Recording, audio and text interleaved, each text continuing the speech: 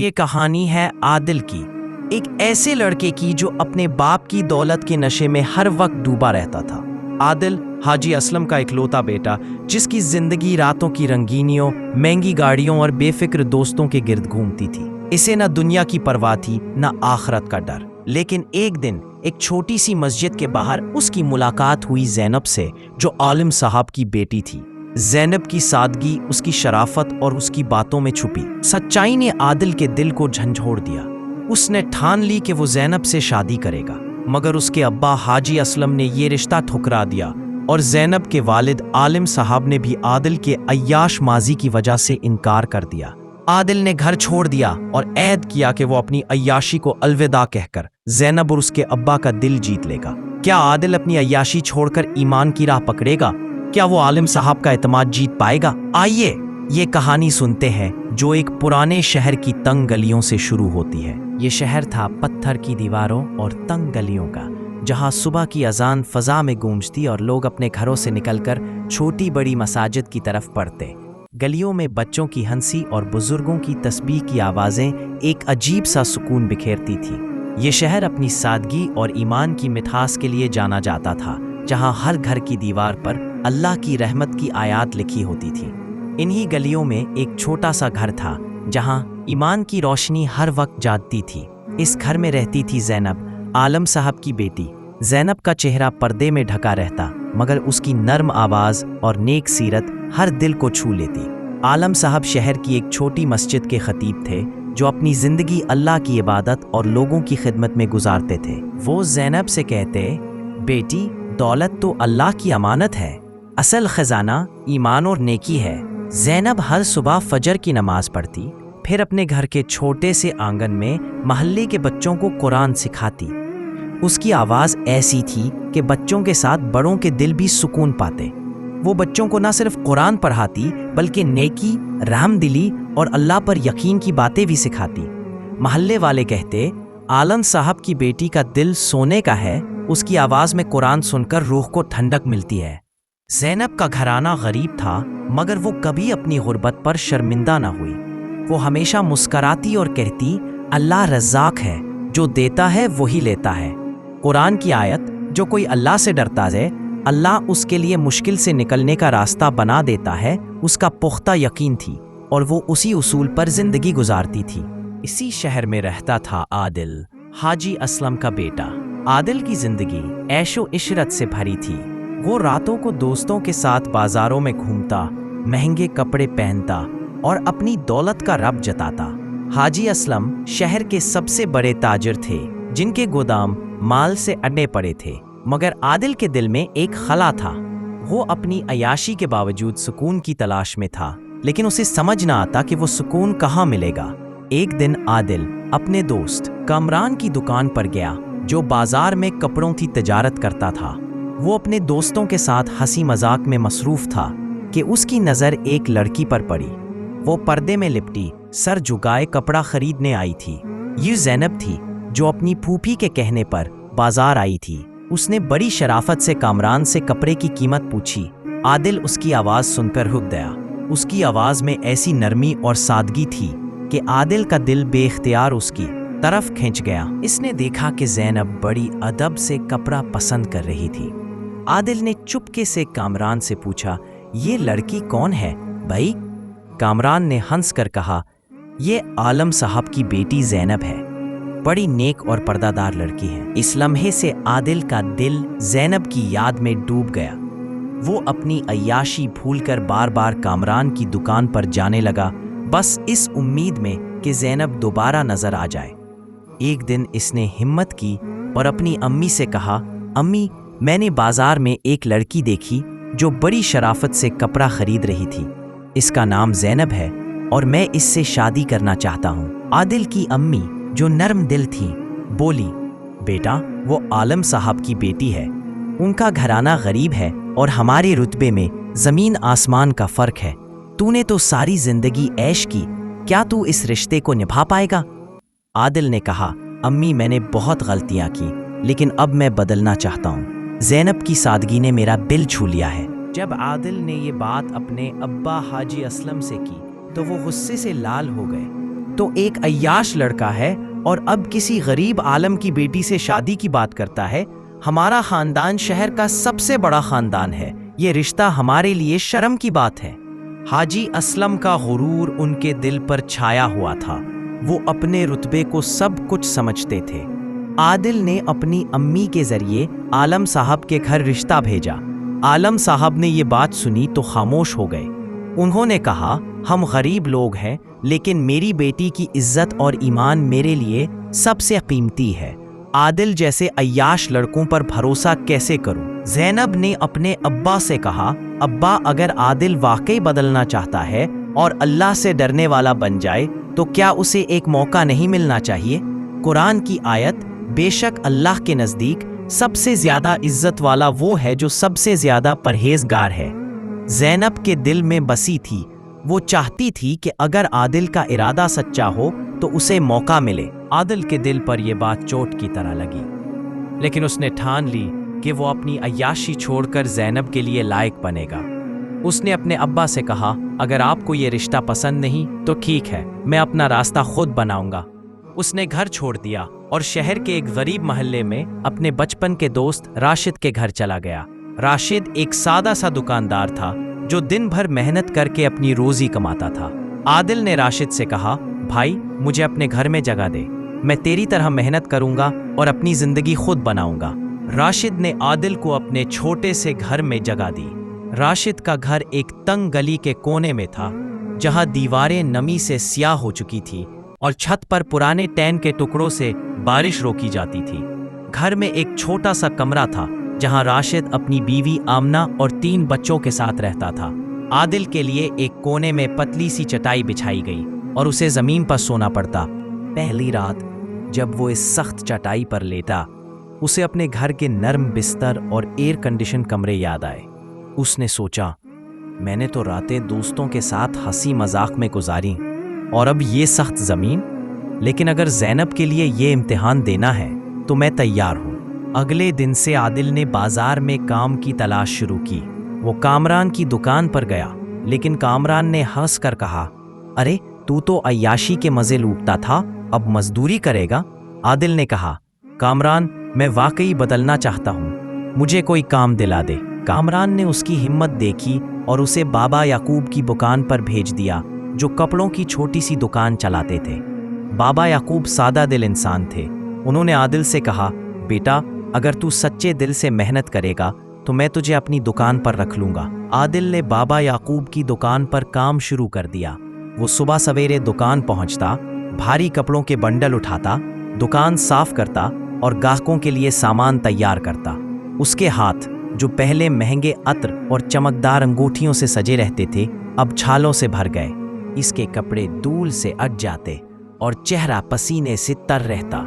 پہلے وہ رات بھر دوستوں کے ساتھ گھومتا تھا، لیکن اب وہ تھک کر راشد کے گھر لوٹتا اور چٹائی پر گر جاتا۔ مگر عادل کے دل میں ایک عجیب سا سکون تھا۔ وہ فجر کی نماز کے بعد دعا مانگتا، اے اللہ مجھے میری عیاشی سے نکال اور زینب کے لیے لائق بنا۔ قرآن کی آیت، جو لوگ اللہ کی راہ میں جد و جہد کرتے ہیں اللہ انہیں اپنی راہ دکھاتا ہے، اس کے دل میں گھر کر گئی تھی۔ ادھر زینب اپنے گھر میں اپنے ابا کی بات مانتی رہی، مگر اس کا دل عادل کے لیے دھڑکتا تھا۔ وہ اس بازار کی ملاقات کو نہ بھول سکی۔ عادل کی آنکھوں میں اسے ایک ایسی سچائی دکھی جو اس کے عیاش ہونے کی باتوں سے الگ تھی۔ وہ جان چکی تھی کہ عادل نے اس کے لیے گھر چھوڑ دیا ہے۔ وہ رات کو اپنی چٹائی پر لیٹ کر دعا مانگتی، اے اللہ عادل کو ہمت دے اور تیری راہ پر چلنے کی توفیق عطا فرما۔ وہ کبھی کبھار اپنے ابا سے کہتی، ابا اگر کوئی اپنی غلطیاں چھوڑ کر اللہ کی راہ پر آ جائے تو کیا اسے موقع نہیں ملنا چاہیے؟ عالم صاحب جواب دیتے، بیٹی میں تیری بھلائی چاہتا ہوں۔ عادل جیسے لڑکوں پر بھروسہ کرنا مشکل ہے، مگر ان کے دل میں عادل کے لیے ایک چھوٹی سی عزت جاگ رہی تھی۔ عادل کی زندگی اب بالکل بدل چکی تھی۔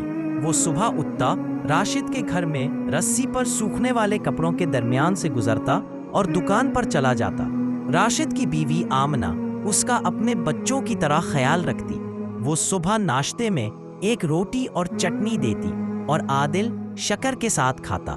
راشد اسے حوصلہ دیتا، عادل तूने मुश्किल रास्ता चुना है, लेकिन अल्लाह उसे आसान करेगा।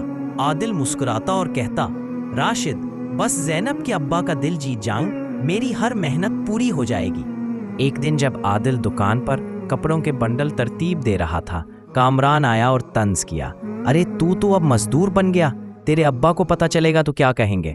आदिल ने मुस्कुराकर कहा, कामरान, मैं अपने दिल की खुशी के लिए ये सब कर रहा हूँ। दौलत तो आती जाती है, लेकिन सुकून अल्लाह की राह पर मिलता है। कामरान हंस कर चला गया, मगर आदिल के लफ्ज़ उसके दिल में उतर गए। हाजी असलम को पता चला कि आदिल बाजार में मजदूरी कर रहा है। वो गुस्से से बोले, ये लड़का हमारा नाम मट्टी में मिला रहा है, इसे घर वापस लाओ, वरना मैं इसे बेटा नहीं मानूंगा। लेकिन आदिल की अम्मी ने कहा, हाजी, हमारा बेटा बदल रहा है, वो ज़ैनब के लिए अपनी जिंदगी सुधार रहा है, इसे एक मौका दें। हाजी असलम ने गुस्से में सर हिलाया, मगर उनके दिल में एक हल्की सी फिक्र जाग उठी। ज़ैनब के घर में भी बातें होने लगी। एक दिन मोहल्ले की खाला सफ़िया ज़ैनब के घर आईं और बोले, बेटी, सुना है हाजी असलम का बेटा आदिल तेरे लिए घर छोड़कर मजदूरी कर रहा है। ये कोई छोटी बात नहीं। ज़ैनब शर्म से सर झुकाए बैठी, लेकिन उसके दिल में खुशी की लहर दौड़ गई। वो अपने अब्बा से कुछ न कहती, मगर उसकी दुआएं और गहरी हो गईं। फिर शहर में एक ज़बरदस्त तूफान आया। तेज़ हवाओं और बारिश ने मोहल्ले तबाह कर दिए। गरीब घरों की छतें उड़ गईं और लोग परेशान हो गए। राशिद का घर भी उस तूफान से ना बच सका। छत से पानी टपकने लगा और सारा सामान भीग गया। आदिल ने देखा कि राशिद और आमना अपने बच्चों को बचाने के लिए परेशान हैं। उसने अपनी सारी कमाई, जो महीनों की मेहनत से जोड़ी थी, राशिद को दी और कहा, भाई ये ले, अपने बच्चों के लिए खुश कपड़े और खाना ले आ। राशिद ने मना किया, मगर आदिल ने जिद की, तूने मुझे पनाह दी, अब मेरी बारी है। आदिल ने न सिर्फ राशिद के घर की मदद की, बल्कि मोहल्ले के दूसरे लोगों की भी हिम्मत बांधी। वो दिन रात तूफान से मुतासरा लोगों के लिए दौड़ता रहा, कभी बूढ़ों के लिए दवाइयाँ लाता, कभी बच्चों के लिए रोटियाँ। बाबा याकूब ने अपनी दुकान का कुछ सामान मुफ्त देने की पेशकश की और आदिल ने उसे ज़रूरतमंदों तक पहुँचाया। उसकी ये खिदमत पूरे शहर में मशहूर हो गई। आदिल ने न सिर्फ राशिद के घर की मदद की, बल्कि मोहल्ले के दूसरे लोगों की भी हिम्मत बांधी।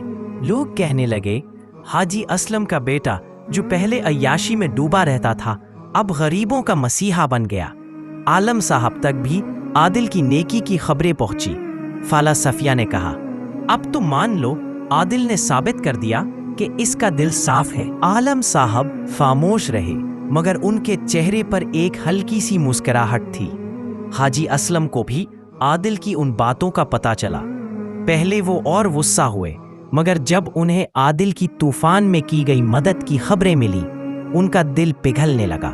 उन्होंने अपनी बीवी से कहा, शायद हमने आदिल को गलत समझा, वो अब वो अय्याश लड़का नहीं रहा। आदिल की अम्मी ने कहा, हाँ, हमारा बेटा अल्लाह की राह पर चल पड़ा है, हमें उसका साथ देना चाहिए। एक दिन ज़ैनब फिर से बाजार गई और जानबूझकर बाबा याकूब की दुकान पर रुकी।